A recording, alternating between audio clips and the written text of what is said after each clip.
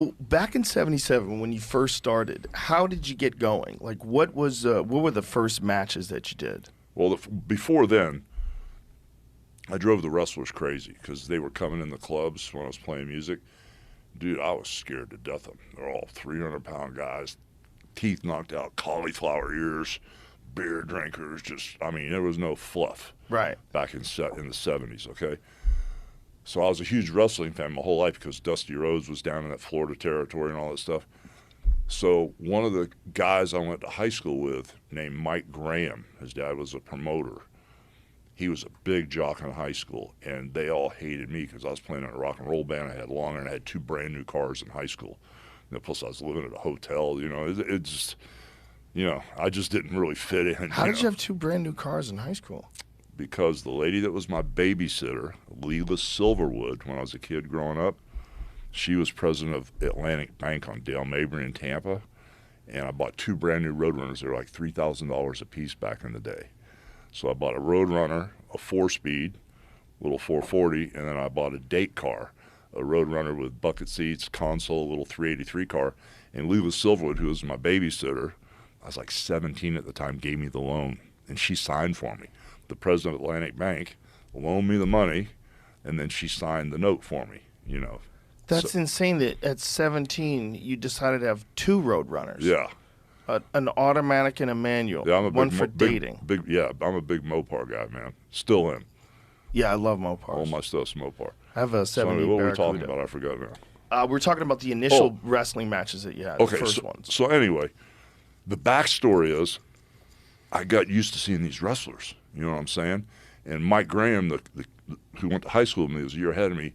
I didn't really fit in with these guys, So I went and I'd watch at the Sportatorium every week the wrestling matches, And finally, Mike Graham says, "Look, you've been coming here every week." And I ran my mouth around town telling everybody I wanted to be a wrestler, which is the worst thing you can do. So at the end of the day, he set me up with a guy named Hiro Matsuda, a Japanese wrestler. And what they did was the first thing they did was they made me run. And so Matsuda got in a station wagon. He got like 5 or 6 feet behind me, and he made me run around Tampa Stadium 2-3 times till I was ready to pass out. And then they got me in the building where the ring was, and they had me do jumping squats and push-ups and side straddle hops and jumping squats till everything was white. And I was getting ready to faint. Then they threw me in the ring, and Matsuda got between my legs. He stuck his elbow in my shin, grabbed my toe, and broke my leg. Oh, God. And said, "Don't ever come back again."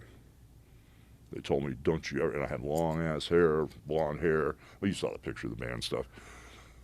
They said, "Don't ever come back again." So I had a Ford Econoline van, to put some of the music equipment in with a clutch. I couldn't drive it. So when my father got home from work, he worked construction for Azarelli Construction.